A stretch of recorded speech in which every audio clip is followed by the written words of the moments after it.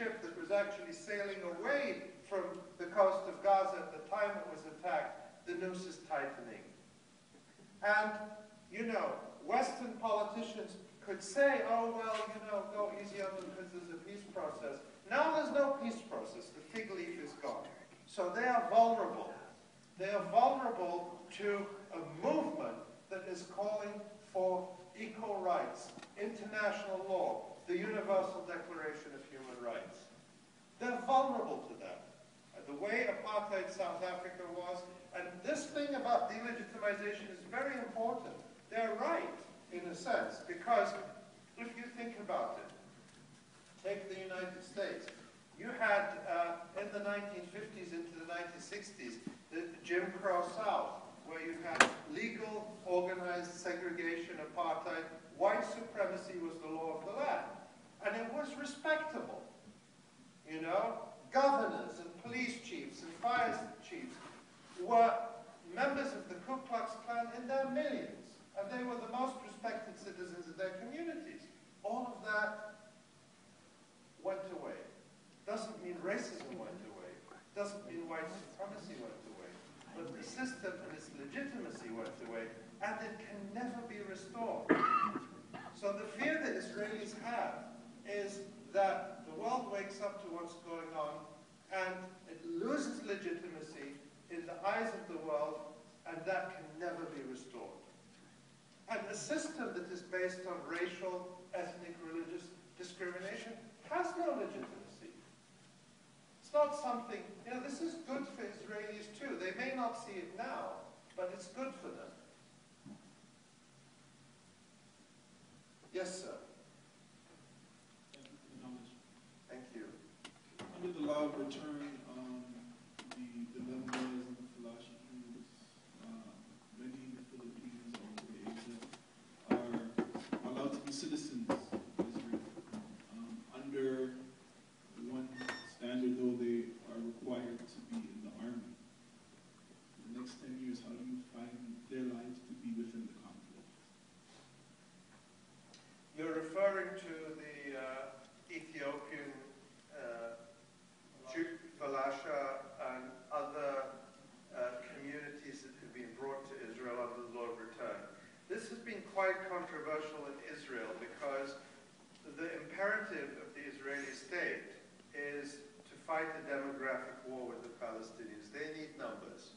The Jewish birth rate is much lower than the Palestinian birth rate. So there was one imperative, which is to bring Jews from wherever they could get them. And so they brought the Falasha in the 1980s. They brought, you know, a few Jews from India. They went and found a tribe in the Andes in Peru and did a quick conversion and brought them to settlements in the West Bank. This I write about it all in the book. And but on the other hand, you know, these were in Israeli Zionist terms low-quality Jews, in the sense that you want them to make up the numbers, but they're not the Jews you would choose if you had the choice. What you really want is those nice, wealthy Western Jews from Canada and North America who incidentally don't want to come to Israel. You know, they support Israel from a distance, many, but they won't move there. They move in very tiny numbers. So what's happened is that Israel is a very racially stratified society, even among Jews, and black Ethiopian Jews have suffered, as previously Arab Jews did who came to Israel from Iraq and Morocco and other countries. They've been on the bottom rung of Jewish community, Jewish society. There's a very high suicide rate, for example. It's one indicator among Ethiopian soldiers in the Israeli army. And you know, there's been all sorts of social and legal discrimination. Many school districts in Israel, for example, Petah Tikva, prevented the enrollment of black students. You also see this huge wave of anti-migrant, anti-refugee feeling in Israel, where you know the Mubarak regime actually had an agreement to shoot dead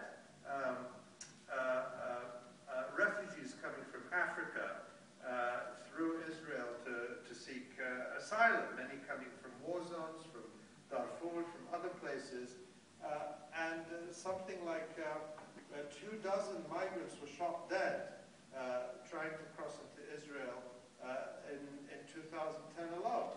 So I think that an end to the Zionist apartheid system hopefully offers liberation to all the people in the country, including all those who've come. I mean, I think that the examples we have to learn from and improve on are other settler colonial societies where those however you've got there, your status is transformed from settler or native into citizen.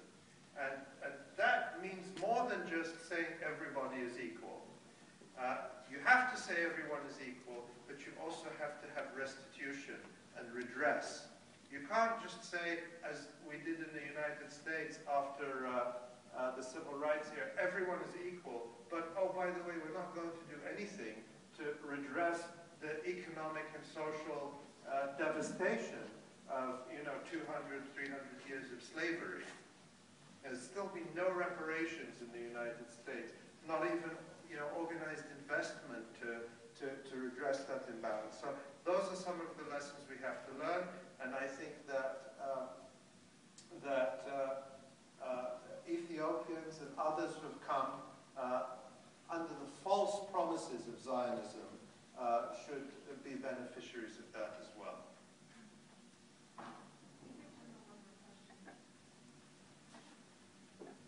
Thank you very much for coming.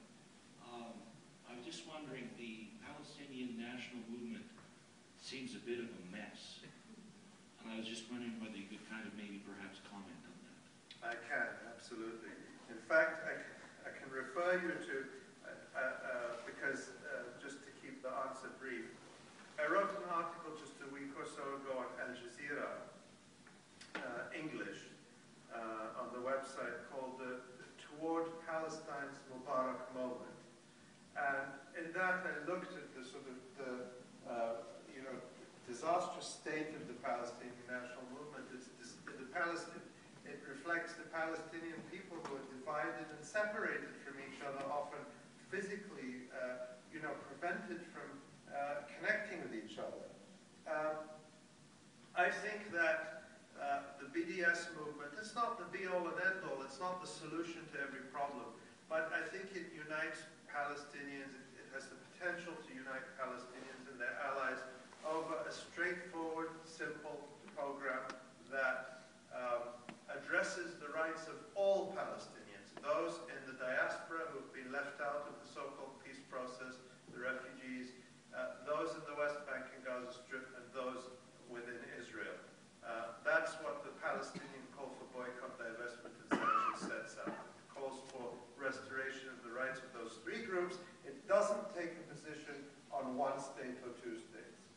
In theory, it could be two states, but both states would have to be states which offer absolute equality to all their citizens. So that's one thing. The other thing is I think, and I had been arguing this before, that I think to a certain extent we shouldn't worry about the Palestinian experience of having sort of a centralized, bureaucratic, and yet transnational leadership has been very difficult, frankly, over the past few decades. The PLO went from being a liberation satisfactory answer, but it's one that, to me, is an intriguing possibility. Don't put all the energy into trying to have a big transnational bureaucracy that can again be corrupted and co-opted. Focus on the work of building the struggle, of educating people about the cause, and see where things go.